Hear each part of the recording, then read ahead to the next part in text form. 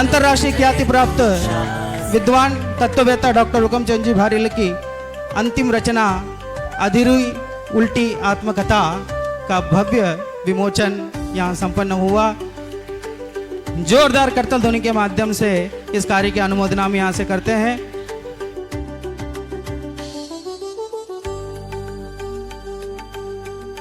अधूरी उल्टी आत्मकथा मैं आपको ले चलता हूँ डॉक्टर शांति कुमार जी पाटिल साहब के पास। भाई साहब, आप तो दादा की हर कृति में साये की तरह साथ रहे हैं। जैसे वो कहते थे ना दादा कि टोडरमल जी लिखते गए और ब्रह्मचारी रायमल जी वो लिखते गए या मांसते गए, ऐसे ही दादा लिखते गए, आप मांसते गए। इस कृति में 3 शब्द आए हैं, अधूरी, उल्टी और आत्मकथा। इसमें अधूरी शब्द से क्या समझना वैसा? ये मेरा परम सौभाग्य रहा है कि दादा जो भी लिखते थे वह तत्काल पढ़ने मिलता था, लेकिन ये जो लिखना प्रारंभ किया वो तत्काल नहीं मिला, क्योंकि ये लिखना प्रारंभ किया था हॉस्पिटल में और वहाँ से लिखना प्रारंभ किया था।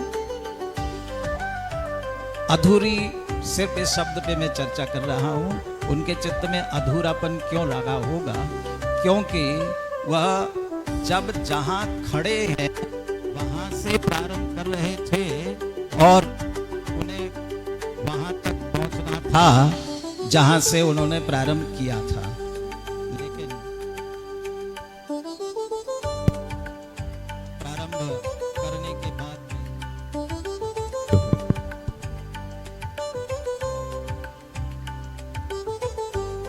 प्रारंभ करने के बाद में वे जानते थे कि जहां से प्रारंभ किया है वहां तक पहुंचना बहुत मुश्किल है, क्योंकि वहां से प्रारंभ करके यहां तक इतना काम किया है, उसका यदि वर्णन करने जाऊं तो उनका जीवन कम पड़ेगा और वो जीवन में उसे पूरा नहीं कर पाएंगे।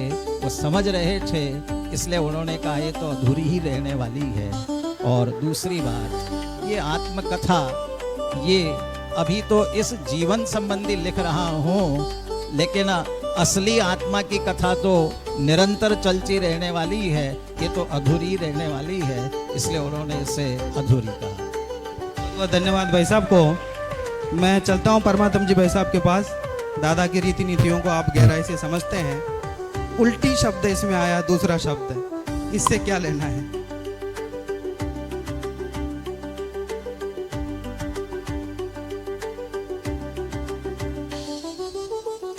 दादा ने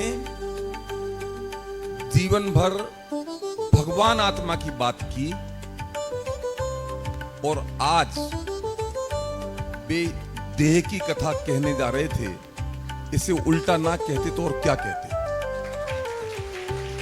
क्या बात है। मैं चलता हूँ डॉक्टर शुद्धात्म प्रकाश जी भारेल साहब। आप दोनों दादाओं के द्वारा जिस तत्व ज्ञान का प्रचार किया गया उसे आज विश्व के ऐसे मंचों पर ऐसे तरीकों से लेके गए हैं जहां एक सामान्य विद्वान के द्वारा जाना संभव नहीं है। इसमें जो आत्मकथा शब्द आया है उससे क्या लेना है?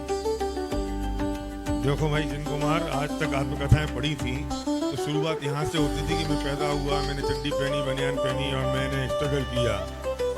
लेकिन गजब की बात तो ये है कि दादा की आत्मकथा है।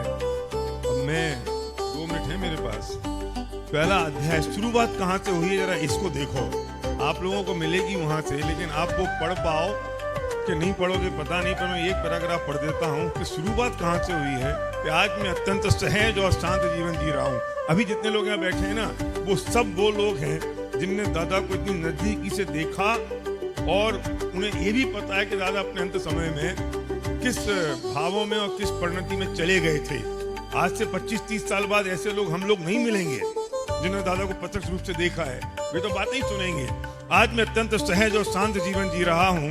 इस जगत में जब जो जैसा घटित हो रहा है वह मुझे अत्यंत सहज भाव से सब कुछ सहज स्वीकृत है। उसमें कुछ भी फेर फार करने की बुद्धि नहीं है, क्योंकि मैं बहुत अच्छी तरह से जानता हूँ कि उसमें जो कुछ फेर फार संभव नहीं है। पर पदार्थों में कुछ किया ही नहीं जा सकता। पर का तो मैं कुछ कर ही नहीं सकता। अपने में जो भी हो रहा है, होने वाला है, उसमें भी कुछ फेरफार संभव नहीं है। अब वो क्या कह रहे हैं कि उक्त सभी कार्यों की अत्यंत सहज भाव से सहज स्वीकृति ही धर्म है, सम्यक श्रद्धा है। अब मैं उसकी अगली लाइन पे जा रहा हूँ। यद्यपि मैं यह सब अपनी किशोर अवस्था से जानता था, जान रहा हूँ, तथापि अभी कितनी बड़ी बात। आत्मकथा का मतलब ये है कि अपनी दिल की बात स्पष्ट रूप से सबके सामने कह दे, वो है सच्ची आत्मकथा। यद्यपि यह बात मैं अपनी किशोर अवस्था से ही जानता रहा हूं, तथापि जैसी दृढ़ता आज है वैसी दृढ़ता आरंभ में नहीं थी। यह है आत्मकथा और यह है उल्टी। और सबसे लास्ट पेज जो है उसमें उन्होंने लिख दिया कि हम दोनों भाई पहली बार 1958 में सोनगढ़ शिविर में गए थे। ये है उल्टी और ये आत्मकथा। भैया का कहने का मतलब है कि आत्मकथा नहीं है, ये आत्मा की कथा है।